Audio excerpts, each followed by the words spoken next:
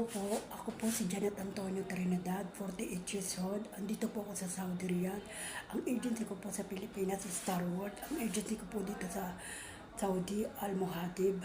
Kaya po ako nandito dahil nahirapan na po ako magtrabaho sa amo ko dahil tatlong basket ang piniplansya ko araw-araw. Tapos nagugas pa ako ng plato. Laki po ng bahay ng amo ko. Kaya itong kamay ko na magapo.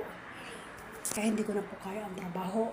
Pinaplansya ko, pinapaulit pa sa akin ng mga anak. Bago po kumalis sa amo ko, hinubaran po ko nila, pati panty at bra. Sinabi ko po yan sa agency, sabi nila natural lang daw na hubaran ako ng amo ko. Wala naman po akong kinuha. Lahat, makatarungan po yung ginawa makatarungan po ba ang ginawa nila sa akin na hinubaran ako, pati panty at bra. Yang hiya po ko sa sarili ko noon. Yung ginawa po ng amo ko sa akin noon. Babae po ang naghubad sa akin. January pa po ako nandito.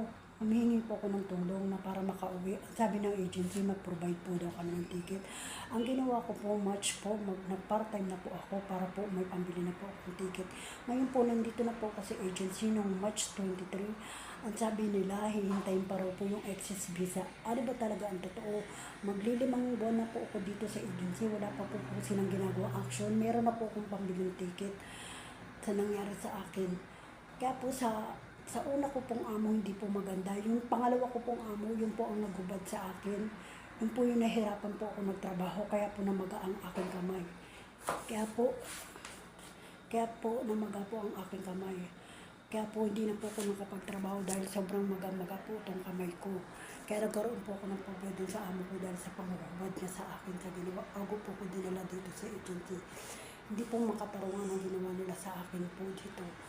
Kaya po, inihintay ko na lang po. Meron na po akong pambiling ticket, pero puro paasa po ang agency dito na sabi nila excess visa. Hanggang ngayon, maglilimang buwan na po ako dito sa Saudi, sa agency. Hindi pa rin po ako nakakauwi. Sana matulungan niyo po ako itagto kay Rapitol po para makauwi na po ako ng Pilipinas po. Maraming salamat po. Talagang lumalaban pa rin po ako para sa mga anak ko para makauwi na po ako ng Pilipinas. Sana matulungan niyo po ako makauwi ng Pilipinas. Maraming salamat po.